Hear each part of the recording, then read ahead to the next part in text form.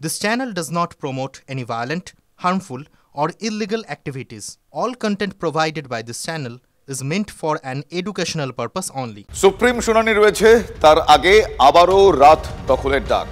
নতুন গানের ভোর কর্মসূচির মাধ্যমে শাসকের ঘুম ভাঙানোর ডাক। বাংলার সব ব্যান্ডের শিল্পী, মূলত নতুন গানের ব্যান্ডের শিল্পী কলাকুশলীদের নিজ নিজ এলাকায় কর্মসূচি নেওয়ার ডাক দিল রাত দখল কর্মসূচির আহ্বায়করা। UEM Jaipur is a perfect target for prospective students aspiring for good jobs, good education with future-ready skills. যে রাতের অন্ধকারে তিলোত্তমা জীবনে অন্ধকার নেমে এসেছিল, সেই এক মাস ধরে বিনিদ্র রাত জাগরণের পর আমরা আবারও ডাক দিচ্ছি শাসকের ঘুম ভাঙাতে নতুন গানের ভোর। আমাদের প্রিয় চরিত্র গুপি গাইন যেভাবে গান গেয়ে রাজার ঘুম ভাঙিয়েছিলেন, আমরা ঠিক সেইভাবে আমাদের বাংলার যত নতুন গানের ব্যান্ড রয়েছেন, ব্যক্তি শিল্পীরা রয়েছেন, তাদের সবাইকে আহ্বান জানাচ্ছি যে তারা 8 তারিখ রাত্রেবেলায় নিজ নিজ এলাকায় জড়ো হন। আবার রাত্রেবেলায় নতুন গানের ভোরে আমরা এই শাসকের ঘুম ভাঙানোর দিকে এগোই। আটকে ওঠার মতো তথ্য আমাদের হাতে, TV9 বাংলার হাতে। হাসপাতালের যে চেস্ট মেডিসিন বিভাগ, সেই চেস্ট মেডিসিন বিভাগের সেমিনার রুম চত্বর ভাঙাভাঙি নিয়ে বেশ কিছু প্রশ্ন উঠছে, যে প্রশ্ন এই সময় অত্যন্ত গুরুত্বপূর্ণ, এবং এই গোটা বিষয়টা নিয়ে জল ঘোলাও কিন্তু কম হচ্ছে না। এসবের মাঝেই আমাদের হাতে আসা একটি নথি কি বলছে জানেন? ওই যে সেমিনার রুম, সেই সেমিনার রুম ভাঙার সিদ্ধান্তের শরিক চেস্ট মেডিসিনের জুনিয়র চিকিৎসকরাও। দেখুন বিস্তারিত।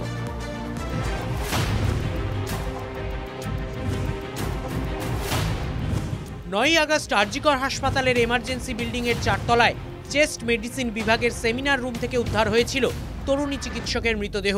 ঠিক তার 3 দিনের মাথায় 12 আগস্ট দুপুর থেকে সেই চত্বরে একটি ঘর ভাঙার কাজ শুরু হয়।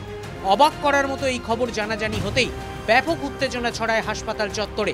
প্রশ্ন ওঠে, কার নির্দেশে ক্রাইম সিনের কাছে এমন কাজ চলছিল? TV9 বাংলার হাতে আসা নথি থেকেই স্পষ্ট, 10 আগস্ট আরজিকরের তৎকালীন অধ্যক্ষ সন্দীপ ঘোষই ভাঙাভাঙির লিখিত নির্দেশ দিয়েছিলেন হাসপাতালে নিযুক্ত পূর্ত দপ্তরের সিভিল এবং ইলেকট্রিক্যাল বিভাগের এক্সিকিউটিভ ইঞ্জিনিয়ারদের। চিকিৎসক মহলের একাংশের প্রশ্ন, এত বড় ঘটনা ঘটে যাওয়ার পর সেমিনার রুম চত্বরে কেন তড়িঘড়ি ভাঙার কাজ শুরু করা হলো? বিতর্ক এখানেই থেমে নেই। চমকে ওঠার মতো আরও একটি কপি এসেছে TV9 বাংলার হাতে।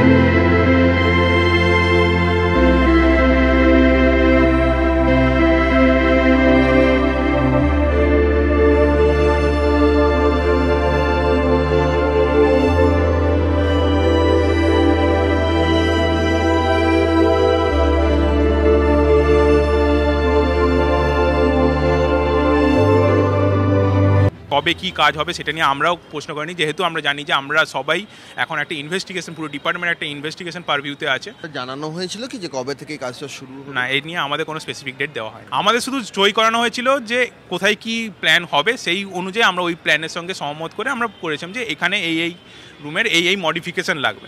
ভাঙা হবে সেই বিষয়ে কিছু না, এক্সিকিউশন নিয়ে আমাদের সঙ্গে কোনো সময় কথা হয়নি। স্বাস্থ্য ভবনকেও নাকি অন্ধকারে রেখেই চেস্ট মেডিসিন সেমিনার রুম চত্বর ভাঙার সিদ্ধান্ত নিয়েছিলেন প্রাক্তন অধ্যক্ষ সন্দীপ ঘোষ।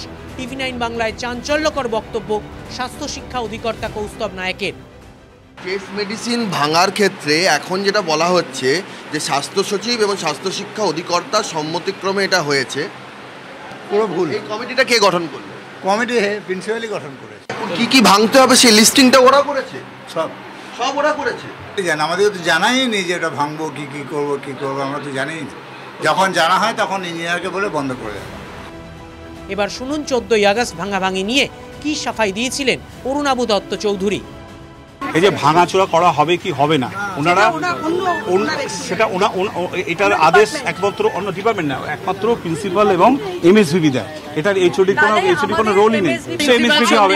হ্যাঁ, তাহলে সন্দীপ ঘোষ পদত্যাগ করার পর সেই রায় কি করে বহাল থাকে সেটা আমি কি করে বলবো, সেটা এক্সিকিউটিভ ইঞ্জিনিয়াররা ভাঙছে। পিজিটি অরুণাভ দত্ত চৌধুরী থেকে স্বাস্থ্য ভবন, সবার কথা থেকে একটা বিষয় স্পষ্ট, ভাঙাভাঙির মূলে সন্দীপ ঘোষই। আরজি করের অন্দরে সন্দীপ ঘোষ আর তাঁর বাহিনীর কীর্তিকলাপ নিয়ে সরব একসময় হাসপাতালের সঙ্গে যুক্ত থাকা চিকিৎসকরা। যা যা কিছু অন্যায় হয়েছে সেই সব অন্যায় কিন্তু আমরা পরিলক্ষণ করেছি যারা আরজি করে কাজ করেছি।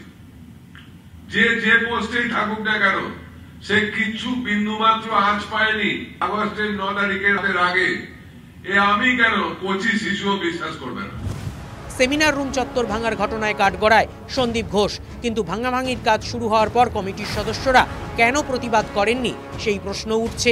এই ভাঙাভাঙির কারণে তথ্য প্রমাণ নষ্ট হয়ে থাকতে পারে এমন আশঙ্কাও তো উঠে আসছে। খোদ সিবিআই সুপ্রিম কোর্টে অভিযোগ করেছে প্লেস অফ অকারেন্স অল্টার করা হয়েছে। এরপর কি বিচার পাবে তিলোত্তমা? প্রশ্ন উঠছে যে কেন একমাত্র চেস্ট মেডিসিনে পিজিটিদের নিয়ে কমিটি গঠন করে দ্রুত বৈঠক করে সেমিনার কক্ষ চত্বর ভাঙা শুরু হয়ে গেল।